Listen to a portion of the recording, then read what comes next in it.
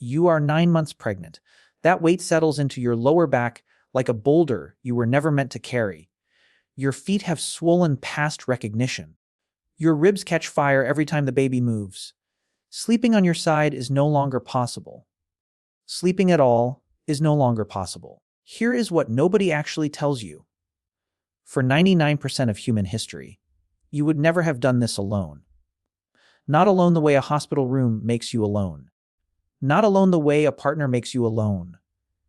Alone the way you are right now, where this becomes a private experience, a personal medical event, something sealed inside four walls between you and a stranger wearing scrubs. That version of pregnancy, the quiet one, the contained one, the modern one, is 11,000 years old at most. The other version ran for 300,000. And the moment your ancestors learned they were carrying a child, the entire tribe reorganized itself.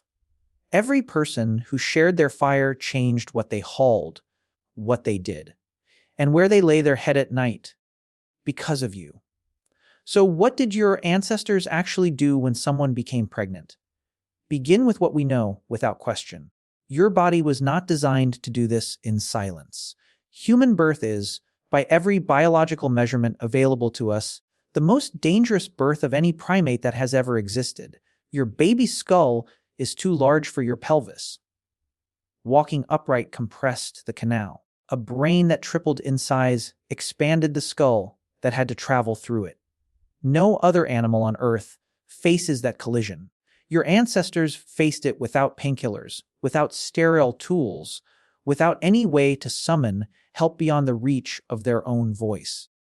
The moment a woman's body began signaling pregnancy, the missed cycles, the nausea arriving without warning in the gray hours before sunrise, the way her scent shifted before she herself understood why, the group reconfigured. Because inside a band of 20 to 30 people moving through a landscape that was actively trying to kill them, a body entering its most exposed phase was a structural emergency. It changed who went out to hunt. It changed who carried the load. It changed who kept watch through the dark hours. In 2009, evolutionary anthropologist her.Then at the University of California, Davis published findings from 3 decades spent observing maternal behavior across 42 hunter-gatherer societies on 4 continents. Without a single exception, the pregnant woman did not withdraw. She became the center of everything. Older women immediately redirected their efforts toward her, absorbing her physical responsibilities, bringing her the most calorie-dense food available, beginning a transfer of knowledge that had been building woman to woman for generations. These were not midwives in any modern sense. They were the first medical specialists in the entire history of your species. The bones confirm it. In 2014, paleoanthropologist Karen Rosenberg at the University of Delaware spent months re-examining Neanderthal female remains recovered from the Shanidar cave in Iraqi Kurdistan. What she found was written directly into the skeleton. Chronic compression injuries in the knees and lower lumbar spine, consistent with years of kneeling beside laboring women, bearing their weight through contractions lasting 40 hours or longer. Not witnesses. Specialists, women whose bodies carried the physical record of having guided hundreds of lives safely into the world. Your lineage did not survive because your ancestors were strong enough to birth alone. It survived because they were wise enough to never attempt it. And here is the part nobody tells you, the part that should make you genuinely furious. The most sophisticated birth support system in human history was not invented inside a hospital. It was built entirely by women, refined across 50,000 years, and then taken apart, not by plague, not by war, not by the slow wearing down of time, by a single king who wanted a better sightline. In 1668, Louis XIV of France had his mistress deliver their child flat on her back on an elevated table. Not because any midwife advised it, not because any evidence supported it, because he was watching from behind a curtain, and that position gave him an unobstructed view. The position moved through French aristocracy within a decade. It entered European medical training within a generation.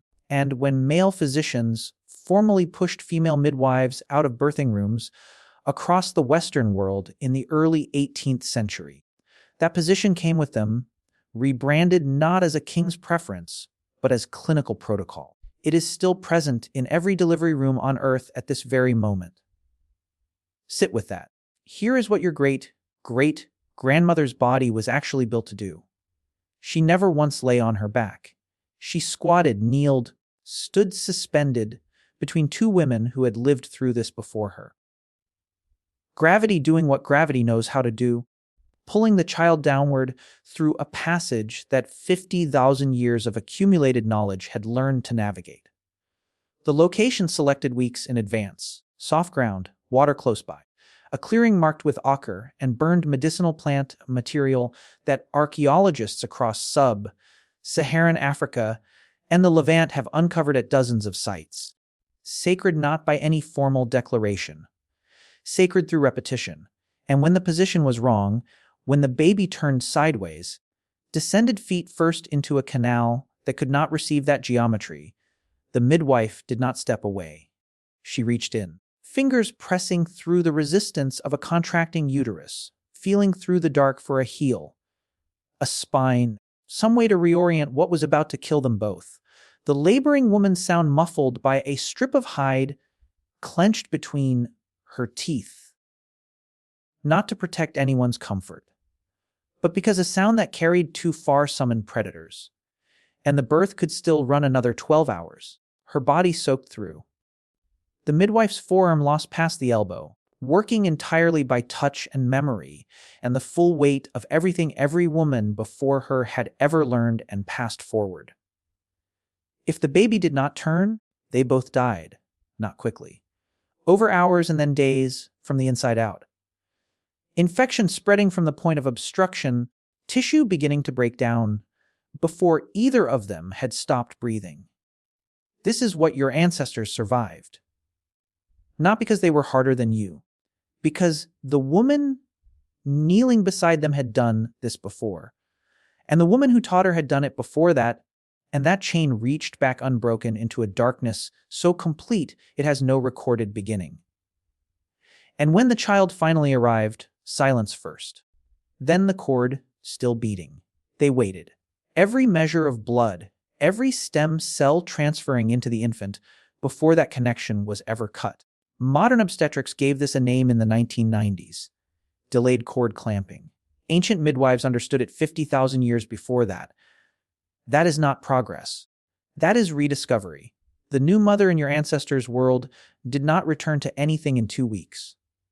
Not in 3. Among the Hadza communities of northern Tanzania, studied by anthropologist Nicholas Blurton Jones at UCLA across 12 years of embedded fieldwork, the postpartum period was a protected social agreement. Other women handled the cooking. Other women carried the older children.